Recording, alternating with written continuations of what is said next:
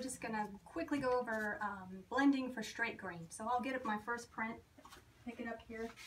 Now on these, sometimes when you first pick up in that section there, there'll be some little bubbles inevitably. So I like to start back a little bit further from there.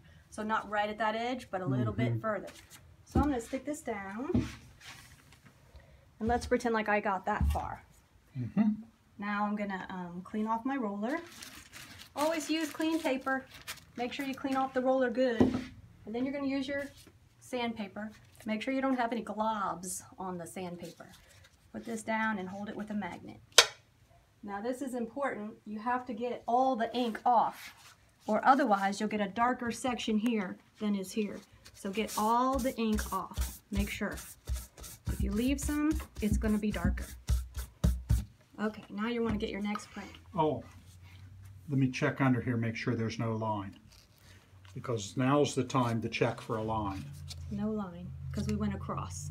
We never wipe down, always across. Now we'll put the next section down. And talk about registering the print. Well, I'm just gonna put it down. I'm not gonna even pay attention to where I'm putting it. So now let's see what we got. So that's not too bad. No. So here's what I'm gonna do. You don't wanna add ink. You hardly ever want to add ink. You just want to move the ink that's there. So I'm going to come with this dry brush. There's no ink on it. And I'm just going to move some of this back and forth a little bit. So the idea is just to make it not a glaring area. Do that. You can use the brush part. If you don't like the brush part, you can use the pencil part. The brush part is working pretty good, but I'll just move this a little bit with the pencil part. I just like that sometimes. The eraser. The eraser. And you're just tapping it, moving it a little bit. So now I just want to add a little bit right here. So I'm going to get a tiny bit on my paper. Because when I say a tiny bit, I'm going to dip it and then I'm going to wipe it so that it's literally a tiny bit. Then I'm going to come back and just make some tiny little lines just to blend that in.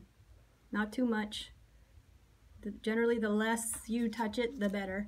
I'll pull this heavy line through a little bit. Pull that through. Pull this one through. Here's one. Tiniest bit. Okay. And then I will leave that alone and move on. Looks good.